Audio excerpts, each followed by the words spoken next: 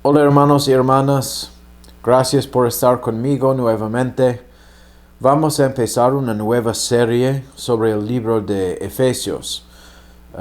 Debo empezar con una introducción breve y la verdad es que este libro de Efesios, este es uno de los 4 libros que es conocido como las epístolas carceleras, porque estas epístolas fueron escritas mientras Pablo estaba en una cárcel romana, aproximadamente entre el año 60 y 62 después de Cristo.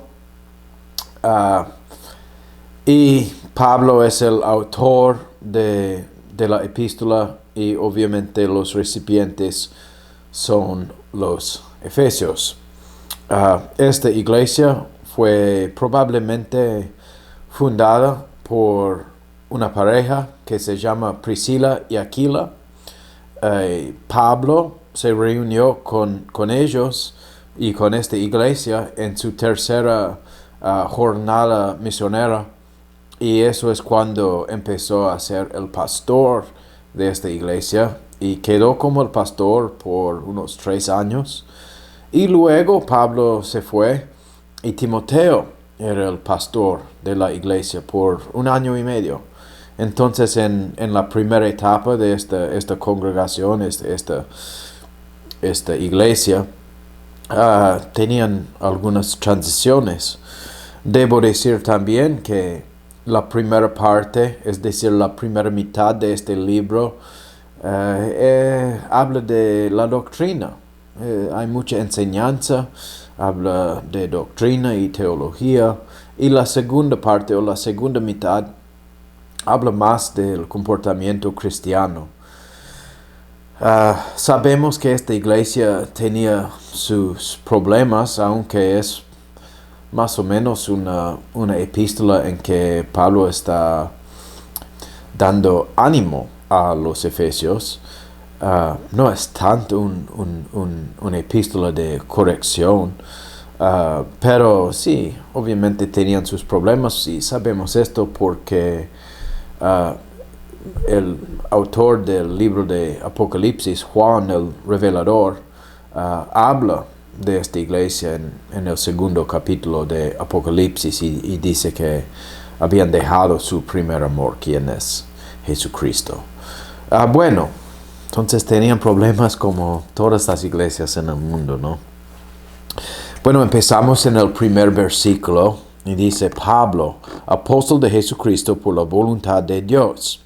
Entonces Pablo afirma que él es el autor y está escribiendo esta epístola a los efesios. Bueno, Pablo dice que es un apóstol. La palabra apóstol viene de la palabra griega apóstolos, que significa uno que es enviado, el enviado. Y sabemos que en Lucas 6:13 nos enseña que Jesús llamó a los 12 discípulos y los nombró como sus apóstoles también. Y les dio una misión.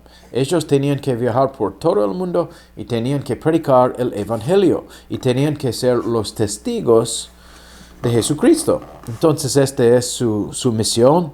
También fueron dados poder y autoridad, como vemos en el libro de Hechos, capítulo 4. En Hechos capítulo 4, versículo 32, la Biblia dice: y la multitud de los que habían creído era de un corazón y un alma, y ninguno decía ser suyo propio lo que poseía, sino que tenían todas las cosas en común. Interesante, no vas a encontrar con una iglesia que tiene este modo de pensar, ¿no? Es casi como comunismo, pero la diferencia es que el comunismo no va a funcionar en una sociedad corrupta, ¿no? En que hay incrédulos y está gobernado por los hijos de Satanás y todo eso. Puede ser que funcione en la iglesia entre creyentes, pero es otra cosa. Lo que tenían en la primera iglesia es que tenían todas las cosas en común, y eso es lo que vamos a ver aquí.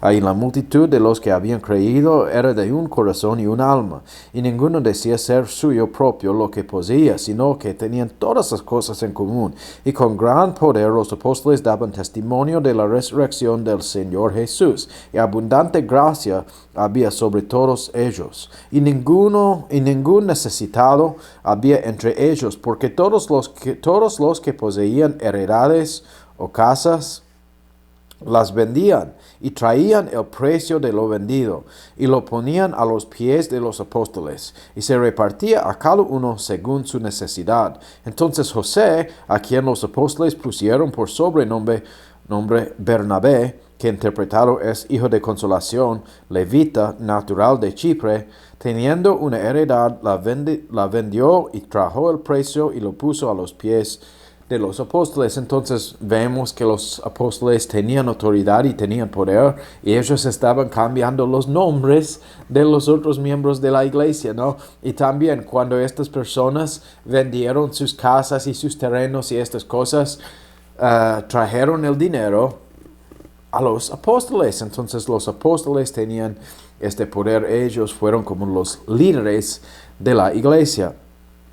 Y también tenían poder para hacer milagros, como vemos aquí en Hechos capítulo 2 y versículo 43. Dice, vino temor sobre toda persona, y muchas maravillas y señales eran hechas por los apóstoles. Esa palabra maravillas viene de la palabra griega teras, que significa un milagro, una obra de Dios. Y la palabra señales viene de la palabra griega semaino, que significa una señal o un signo. Entonces, lo que tenemos que entender es que Dios dio un poder a estos apóstoles, porque ellos tenían lo que es o lo que debe ser conocido como misión imposible, ¿no? Jesús llamó a estos granjeros y pescadores. Estos son hombres comunes, no son hombres muy educados o nada de eso. No estamos hablando de doctores, abogados, nada de eso. Estos son hombres comunes. Y Jesús les llamó y les dio esta misión de viajar por todo el mundo predicando el evangelio, hablando de Jesús. Imagina, aquí viene un pescador y él está hablando de otro señor, diciendo que este señor murió y tú debes creer en él porque conquistó la muerte y fue resucitado y ascendió al cielo, y tú tienes que creer en esto si quieres ir al cielo, si quieres recibir perdón de pecado. Entonces todos en el mundo ellos van a decir, ¿quién es usted? ¿Y por qué te voy a creer? Pero si este mismo granjero o pescador hace un milagro y resucita un hombre muerto, o sana un enfermo, o habla en una nueva lengua, él está viajando por todo el mundo y se encuentra con un pueblo aquí y ellos tienen una lengua desconocida y él empieza a predicar en su propio idioma, van a decir, ¿qué es eso? Este hombre sí tiene un poder. Entonces el propósito de estos dones, estos poderes que Dios dio a los apóstoles, es que estos son dones señales. Les dio un poder para hacer milagros aquí en la tierra, para probar a la gente que ellos eran hombres de Dios, que Dios estaba con ellos y que en realidad deben de creer su mensaje, lo que ellos estaban predicando. Y vemos también que estos hombres aún tenían el poder para dar el Espíritu Santo. En Hechos capítulo 8, y versículo 18, dice, y cuando vio Simón que por la imposición de las manos de los apóstoles se daba el Espíritu Santo, les ofreció dinero. Entonces, chistoso, ¿no? Pero este es un poder. Entonces Dios sí estaba con ellos. Ellos tenían estos poderes para hacer milagros. También tenían autoridad. Vemos en Hechos capítulo 15, este es conocido como el Concilio de Jerusalén, que los ancianos y los apóstoles se reunieron para hablar del asunto del nuevo pacto, porque Dios estaba derramando su Espíritu Santo sobre los gentiles. Estaba empezando a adoptar a sus hijos de entre todos estos otros países, porque a lo largo del Antiguo Testamento Dios estaba adoptando a sus hijos de entre el pueblo de Israel y todas las otras personas en el mundo estaban yendo al infierno, muriendo y yendo al infierno. Estaban viviendo aquí en la tierra aparte de Dios. Ellos nunca recibían una revelación de Dios, nunca recibían instrucciones, su ley, sus mandamientos, nada de eso. Entonces quedaron en tinieblas y Dios hizo su pacto con el pueblo de Israel. Pero ahora en el Nuevo Testamento no es así. Jesucristo murió en la cruz, conquistó la muerte, fue resucitado y el evangelio se fue a todos lados del mundo. Entonces algo nuevo. Y debemos entender también que Dios estaba obrando en esta época de manera diferente. El libro de Hechos es un libro de transición. Es un libro de transición y Dios tenía que dar estos dones espirituales, estos dones señales a los apóstoles por un propósito, para empezar la primera iglesia, porque ellos no tenían el Nuevo Testamento. Ellos no podían decir, ahora vamos a abrir la Biblia al libro de Efesios, al libro de Colosenses o libro de Mateo, porque no tenían estos libros todavía. Ellos son los autores de este libro, pero no tenían el Nuevo Testamento todavía. Entonces es un tiempo de transición.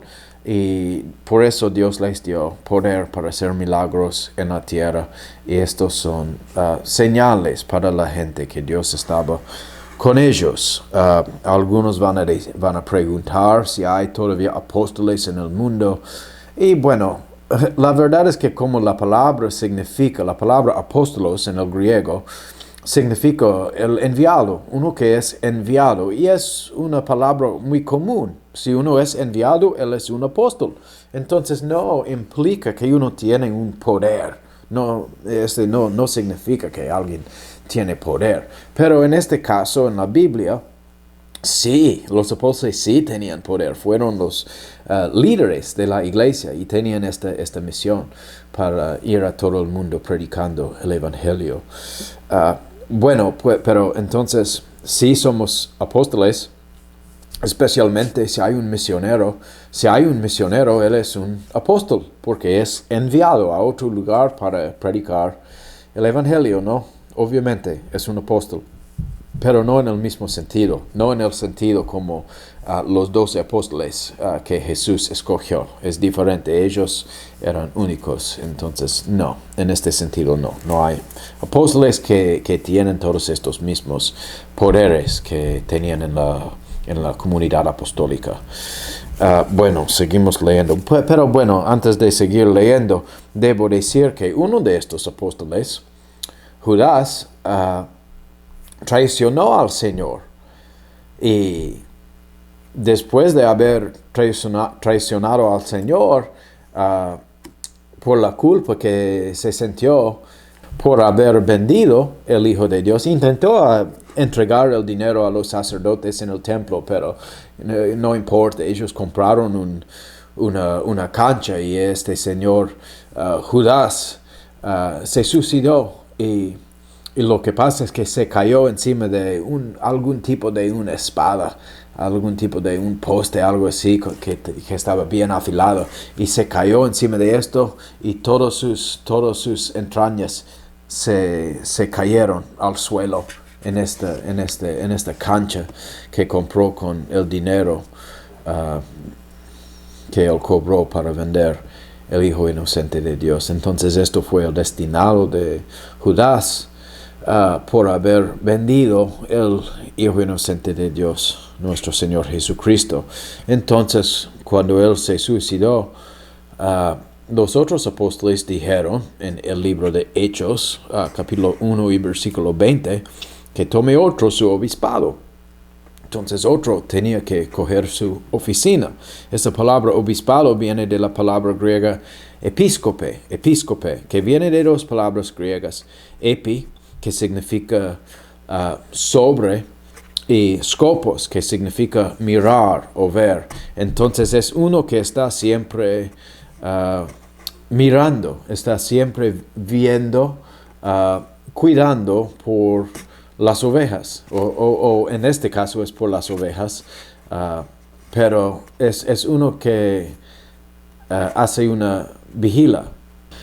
Bueno, entonces eso es el significado de la palabra obispado.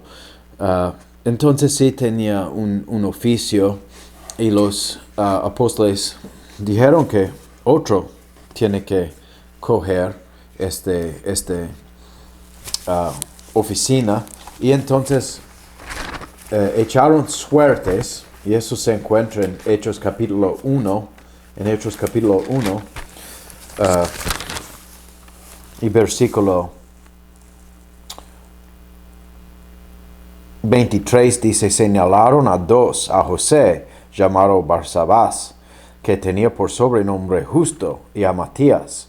Y orando dijeron: tú, Señor, que conoces los corazones de todos, muestra cuál de estos dos has escogido, para que tome el oficio de este ministerio y apostolado, del cual cayó Judas por transgresión, para irse a su propio lugar. Y les echaron suertes, y la suerte cayó sobre Matías, y fue contado como los 11 apóstoles. Entonces Matías, ellos echaron suertes, y no, la verdad no sabemos exactamente qué hicieron ellos, pero ellos creían en la soberanía de Dios. Entonces entendían que Dios iba a controlar la suerte, y esto es una costumbre que también tenían en la cultura judía. A lo largo del Antiguo Testamento dijeron que, bueno, si hay un problema, algo que tenemos que solucionar, echamos suertes, y Dios, echamos el suerte, pero Dios va a controlar el resultado. Bueno, en 1 de Corintios nos encontramos con otro apóstol. ¿Quién es el apóstol Pablo? Entonces hemos visto que habían 12, uno era Judas, y entonces él traicionó al Señor, y tenían que escoger otro para tomar su obispado, su oficina, y esto fue Matías. Y hay otro también, y vemos quién es aquí en 1 de Corintios capítulo 15 y versículo 8, y dice: y al último de todos, como por un nacido a destiempo, él fue visto también por mí. Entonces Pablo está hablando y dice que es un apóstol, pero uno que es nacido a destiempo. Y este es un poco gráfico, porque en realidad esa palabra aquí, que es nacido a destiempo, en el idioma original griego, se refiere a un aborto. Entonces, algunos dicen que es un insulto, que algunos estaban insultando a Pablo, tratando de insultar a Pablo, diciendo: él no caminó con el Señor 3 años como todos los otros apóstoles, él no puede ser un apóstol. Entonces, intentando insultar a Pablo, probablemente dijeron esto, pero parece que Pablo había adoptado el término y dice: yo soy uno nacido a destiempo y no tenía el privilegio de andar con el Señor, pero aquí estoy, soy un apóstol. Y mira lo que dice aquí en versículo 9, dice: porque yo soy el más pequeño de los apóstoles, que no soy digno de ser llamado apóstol, porque perseguí a la iglesia de Dios. Entonces Pablo sí es un apóstol, pero dice: yo soy el más pequeño de los apóstoles. También dice que él es el jefe de todos los pecadores, o el primero de todos los pecadores. En inglés dice jefe, pero es traducido como yo soy creo que es el primero de los pecadores en español. Pero lo que él está haciendo aquí, está reconociendo sus faltas, ¿no? Está diciendo: bueno, yo Yo afirmo que no tenía este privilegio de andar con el Señor durante su ministerio aquí en la tierra de 3 años. Y lo que quiere decir este término es que cuando una mujer está embarazada, el bebé está en su vientre por unos 40 semanas. Y entonces, si el bebé está nacido unas 2 semanas de antemano, no hay ningún problema. Un mes de antemano no hay ningún problema. El bebé ya está formado y está bien, no hay ningún problema. Pero si el bebé está nacido a los 5 meses, 6 meses, no está bien formado todavía, y entonces es problemático y no va a sobrevivir. Entonces eso es lo que significa esta palabra. En el idioma griego clásico solo aparece en los libros médicos y solo significa un aborto. Entonces eso es lo que Pablo afirma, que él no tenía este privilegio de andar con el Señor, pero todavía es un apóstol. Y afirma esto en el libro de Efesios, en el primer versículo, cuando dice: Pablo, apóstol de Jesucristo por la voluntad de Dios. Mira, Pablo es un buen ejemplo de las doctrinas de gracia, ¿no? Porque dice que yo soy un apóstol por la voluntad de Dios, no es por la voluntad de Pablo mismo. No, él es un buen ejemplo de las doctrinas de gracia, porque él estaba yendo en el camino a Damasco para perseguir a los cristianos. Ya se fue a las autoridades en Jerusalén para coger estos papeles, dándole autoridad para coger cristianos en Damasco, para prenderles, para llevarles a Jerusalén, para echarles a la cárcel y eventualmente, probablemente, para morir por su fe cristiana.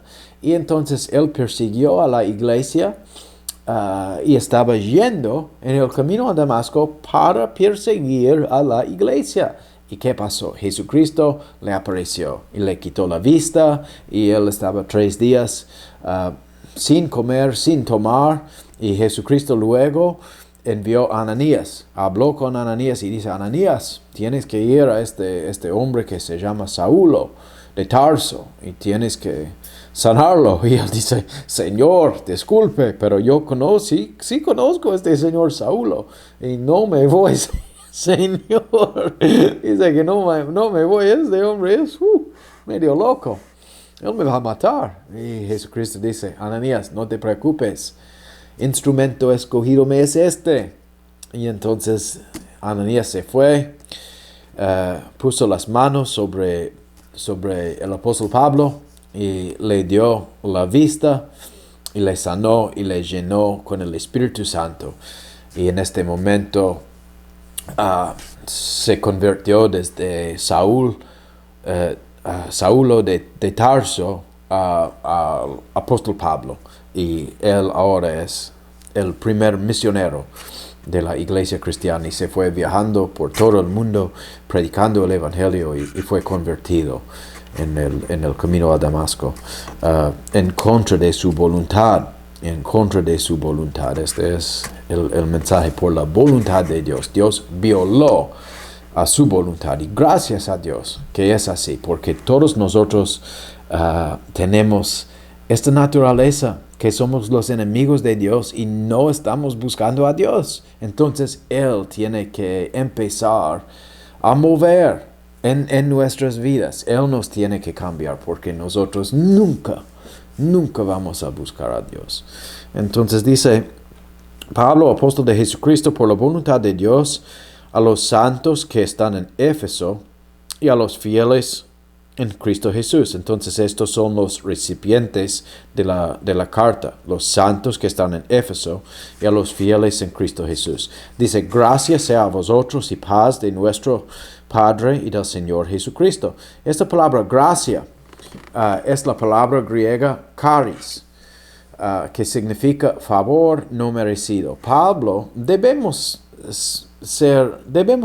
regocijarnos cuando leemos esto, porque Pablo está deseando por nosotros el favor no merecido de Dios, y está diciendo que no es solamente su deseo, pero este es también el deseo del Dios Padre y del Señor Jesucristo. Y también dice, gracias sea a vosotros y paz. Paz es la palabra irene, que significa poner en uno. Poner en uno. Entonces Dios destruye nuestras vidas. Y destruye nuestras vidas hasta que están hecho pedazos, ¿no? Y entonces clamamos a Dios y Dios pone nuestras vidas en uno nuevamente. Y este es paz. Es cuando hay problemas en todo el mundo. Este mundo este universo es un lugar horrible de caos en que está contaminado con pecado y hay muchos problemas y enfermedades y es un lugar insano. En realidad es un lugar insano, pero aunque estamos siempre en tribulaciones y tiempos difíciles y persecuciones y estas cosas, podemos tener paz también.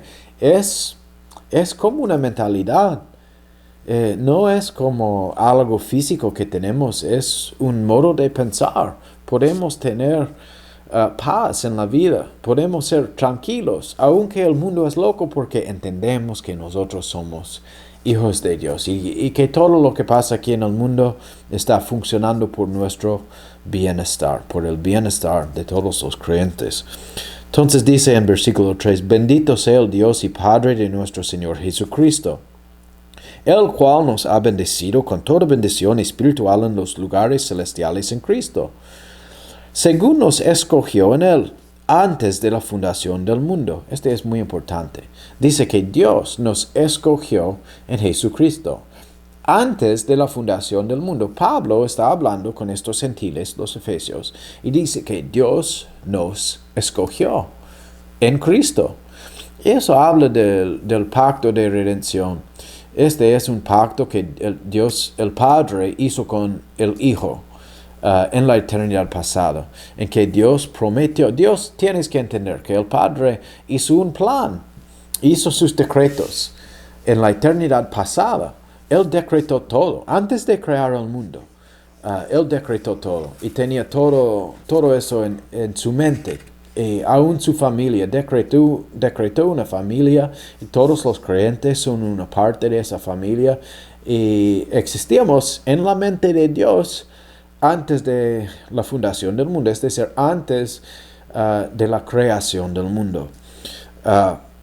Y fuimos escogidos por Dios. Y Dios no solamente nos escogió y nos conoció desde antemano, pero diseñó un plan y que incluye la creación del mundo, la caída de Adán, el pecado,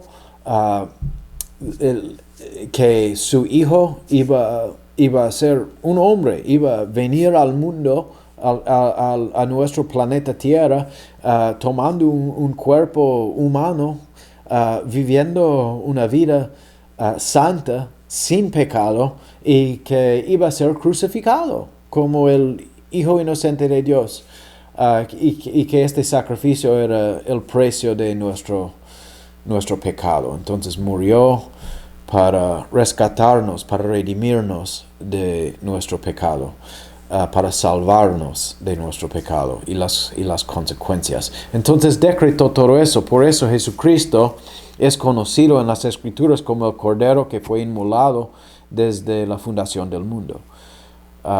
Entonces, Dios tenía todo eso programado y planificado antes de crear el mundo. Entonces dice, según nos escogió en Él antes de la fundación del mundo, para que fuésemos santos y sin mancha delante de Él, en amor. Entonces aquí está el propósito. Dice que fuimos escogidos por un propósito específico, para que fuésemos santos y sin mancha delante de Él en amor. Hay muchas personas que aborrecen la doctrina de la predestinación porque no la entienden bien. Piensan que este hombre aquí anda en el prostíbulo, comete adulterio, toma mucho trago, es drogadicto, gasta todo el dinero que gana durante la semana, en los fines de semana, y es un gran pecador. es un gran pecador. Pega a su esposa, a sus hijos y siempre está maldiciendo, gritando, muy mal educado. Todo eso es un mal pecador, pero dicen, pero él va a ir al cielo por el decreto de Dios. Y el otro hombre aquí, este hombre santo, él no va a ir al cielo, aunque asiste a la iglesia y sabe diezmar y hace muchas buenas obras, pero por el decreto de Dios él tiene que ir al infierno. Y no es así. No es así. Este hombre aquí, que es el gran pecador, que no ha arrepentido de su pecado, él no va a ir al cielo tampoco. No, uno no puede vivir este estilo de vida pensando que es un hijo de Dios. No es así. Mira, dice que somos escogidos para que fuésemos santos y sin mancha delante de Él en amor. Eso es lo que Dios va a cumplir. Esta es la obra que Dios va a hacer en nuestras vidas. Él nos va a moldear a la imagen de Jesús. Y luego dice en versículo 5, habiéndonos predestinado para ser adoptados hijos suyos por medio de Jesucristo, según el beneplácito de su voluntad. Entonces somos predestinados. Esa palabra significa predeterminado. Viene de la palabra griega prorizo. Pro significa hacer antes, es nuestro prefijo pre, y horizo, pro y horizo. Horizo significa limitar, hacer una frontera. Entonces Dios hizo una frontera. De esa palabra nosotros recibimos nuestra palabra horizonte. ¿Qué es el horizonte? Es la línea que separa el cielo y la tierra. Y el sol sube y baja cada día sobre el horizonte. Entonces el horizonte tiene que ver con la luz y las tinieblas. Es una diferencia entre el día y la noche. Entonces, por la construcción de la palabra y por la definición de la palabra, podemos concluir que Dios predeterminó. Dios hizo un límite y puso todos los creyentes en la luz, para que ya no podemos andar en tinieblas. Esta es la definición de la palabra predestinar. Y también dice que somos predestinados para ser adoptados hijos suyos. Entonces algunos intentan decir que somos predestinados o elegidos por servicio en la iglesia.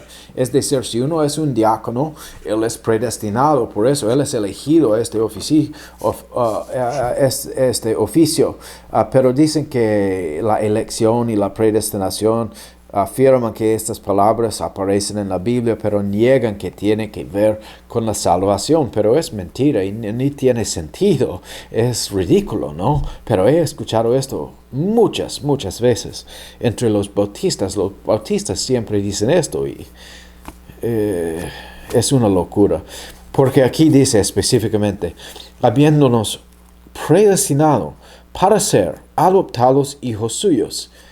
Somos adoptados hijos de Dios. Es este término de la adopción, adoptados hijos suyos, habla de la salvación específicamente. Y no puedo leer este pasaje sin pensar en Romanos 8. Entonces en Romanos 8 y versículo 15 dice, porque no habéis recibido el espíritu de servidumbre para estar otra vez en temor, sino que habéis recibido el espíritu de adopción, por el cual clamamos, Abba, Padre.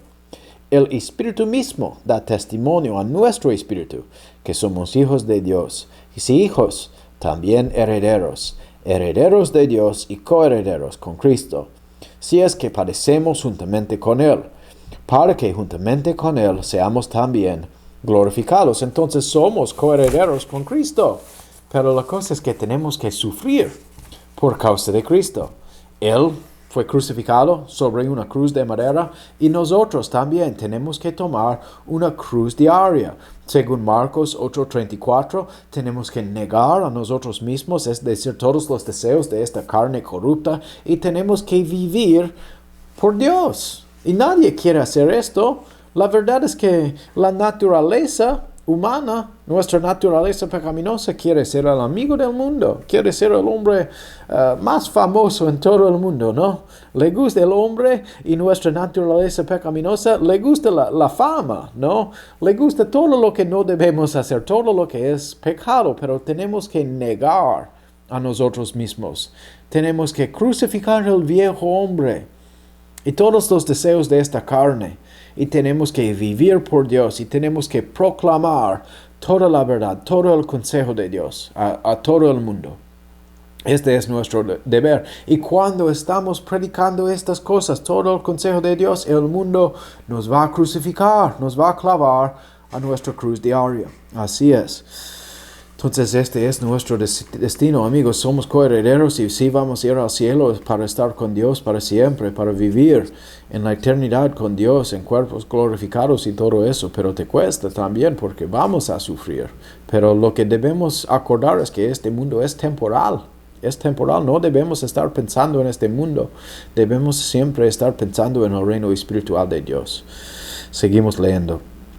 Habiendo predestinado para ser adoptados hijos suyos por medio de Jesucristo, según el beneplácito de su voluntad. ¿Por qué escogió a nosotros para ser adoptados hijos suyos? Porque quería, según el beneplácito de su voluntad, o según el puro afecto de su voluntad, como dice en otras versiones. Entonces, ¿por qué no escogió todas las personas en el mundo? Pues, porque no quería. No, porque no quería salvar a todos en el mundo. Porque creó el infierno. Porque quería crear el infierno. Porque quería enviar ciertas personas al infierno. Y la verdad es que estamos hablando de la mayoría de la gente en el mundo, en toda la historia del mundo, para alabanza de la gloria de su gracia, en la cual nos hizo aceptos en el amado. Entonces hoy en día hay una doctrina que dice que tú tienes que aceptar a Cristo como tu Salvador personal, que tú tienes que abrir tu corazón, tienes que invitar a Jesús a vivir en tu corazón y todo eso, que tienes que orar esta oración breve y tienes que aceptar a Cristo como tu Salvador personal. Pero es falsa doctrina.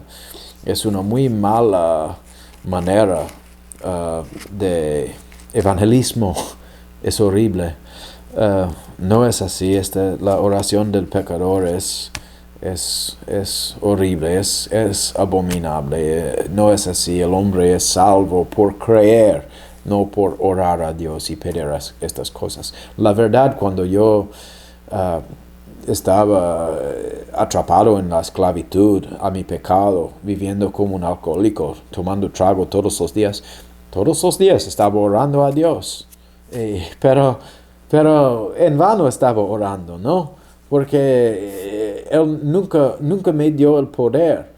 Entonces, Dios no está escuchando las oraciones de estos hombres que están viviendo en esclavitud al pecado, estos incrédulos. No es así. Dios tiene que cambiar el corazón de la persona y tiene que sembrar fe en el corazón de la persona. Y allí, cuando la persona está nacido de nuevo, entonces la persona puede empezar a tener una vida de oración con el Señor. Pero aparte del nuevo nacimiento es imposible. Entonces, no es que el hombre acepta a Dios, es el opuesto. Como dice aquí, en la cual nos hizo aceptos en el amado. Dios nos hace aceptos en el amado. ¿Cuál es decir? En la iglesia, en el cuerpo de Cristo. Dios nos hace aceptos. Él hace toda la obra. En quien tenemos redención por su sangre, la remisión de pecados, según las riquezas de su gloria. Esa palabra remisión en el griego significa perdón. Significa soltar de la cárcel. Entonces, estábamos atrapados, viviendo como esclavos en una cárcel, en nuestro propio pecado, ¿no? Pero hemos sido liberados en un sentido en que ya no tenemos que vivir en pecado constante, continuamente. Es decir, ahora somos libres en este sentido y podemos servir a Dios. Antes era imposible porque éramos esclavos, pero ahora ya no. Dios rompió estas cadenas y somos libres, somos nuevas criaturas, pero tampoco somos libres porque ahora somos esclavos de Jesucristo. Dice en versículo, según las riquezas de su gracia, en versículo 8, que sobreabundó para con nosotros en toda sabiduría e inteligencia, dándonos a conocer el misterio de su voluntad, según el beneplácito, el cual se había propuesto en sí mismo. En este misterio viene de la palabra griega mysterion. que viene de la palabra griega muo, que significa callar la boca. Entonces es un misterio porque es algo que nadie estaba hablando de esto, es como un secreto, algo que no fue entendido. Entonces, en este sentido es un misterio, pero el misterio es que Dios iba a adoptar a sus hijos de entre los gentiles, porque a lo largo del Antiguo Testamento Dios hizo su pacto con el pueblo de Israel y todos los otros pueblos quedaron fuera del pacto. Entonces nunca recibían una revelación de Dios. Pero ahora, según Romanos 11 y versículo 25, Hechos Romanos 11, 25, en Romanos 11:25 Pablo afirma lo mismo, dice, porque no quiero, hermanos, que ignoréis este misterio, para que no seáis arrogantes en vosotros mismos, que en parte el endurecimiento ha acontecido a Israel, hasta que haya entrado la plenitud de los gentiles. Entonces, Dios castigó al pueblo de Israel porque ellos mataron a Jesucristo, al Salvador, el Redentor, ¿no?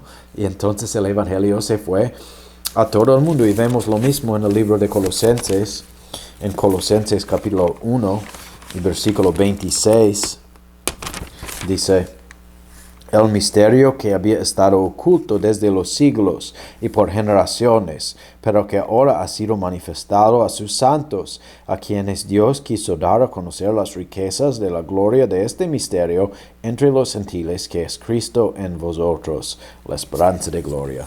Entonces el misterio es Cristo en vosotros, que Dios va a habitar en nosotros, en los gentiles. Este es el misterio, es la iglesia del Nuevo Testamento, es el nuevo pacto, este es el misterio. Entonces seguimos leyendo. En versículo 10 dice que en la dispensación del cumplimiento de los tiempos había de reunir todas las cosas en Cristo, así las que están en el cielo como las que están en la tierra, aún en él. Entonces esta palabra dispensación viene de la palabra griega oikonomía. No sé si ustedes han visto eso, hay un tipo de yogur que se encuentra en el supermercado que dice oikos, es una palabra griega que significa familia o hogar. No sé, está vendido aquí en Estados Unidos y todas las personas aquí hablan inglés, entonces creo que no ha sido la mejor decisión poner un nombre griego que nadie entiende, excepto tal vez algunos que les gusten estudiar teología, pero esa palabra oikos significa familia o hogar, y la otra palabra es nomos, oikos y nomos es la ley, entonces la ley de la familia. En realidad significa una administración o una economía. Entonces, entre teólogos utilizamos estas palabras como una economía de gracia, una economía de la ley, como sinónimo con la palabra dispensación. Entonces, aún los que creen en teología de pacto reconocen que hay dispensaciones, no es una contradicción, aunque hay una teología que es conocido como dispensacionalismo, pero la palabra dispensación sí aparece en la Biblia, aquí está, y está hablando de esta época del nuevo pacto en que Dios está adoptando a sus hijos de entre los gentiles. Bueno, en versículo 11 dice, en quien también obtuvimos herencia, habiendo sido predestinados, ahí está la palabra nuevamente, conforme al propósito de aquel que hace todas las cosas según el consejo de su voluntad. Entonces está hablando de Dios y dice que Él hace todas las cosas según el consejo de su voluntad. Entonces Él hace lo que quiere, y todo lo que pasa aquí en el mundo sucede por el decreto explícito de Dios. Dios hace lo que quiere, y la voluntad del hombre no es más fuerte que la voluntad de Dios. Lo que pasa aquí en la tierra es siempre la voluntad de Dios. Por eso nosotros podemos descansar, por eso tenemos paz en la vida, porque aun cuando las circunstancias en nuestras vidas no son muy agradables a nosotros, tenemos paz, podemos descansar, porque sabemos que es la voluntad de Dios, y que Dios tiene control, y que Dios tiene un plan, y que todo está funcionando por el bien de los que aman a Dios, por los creyentes. Bueno, entonces en versículo 12 dice, para que seamos para alabanza de su gloria, nosotros quienes primero confiamos en Cristo. Entonces dice, para que seamos para alabanza de su gloria.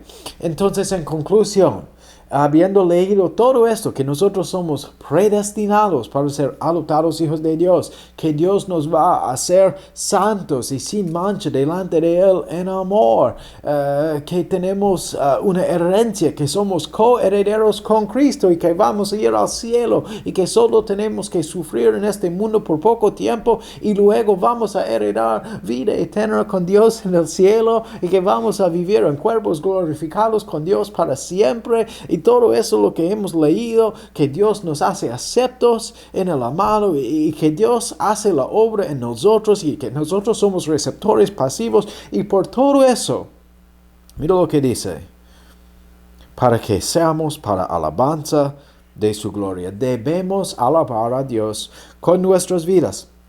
Debemos vivir vidas que son agradables en los ojos de Dios.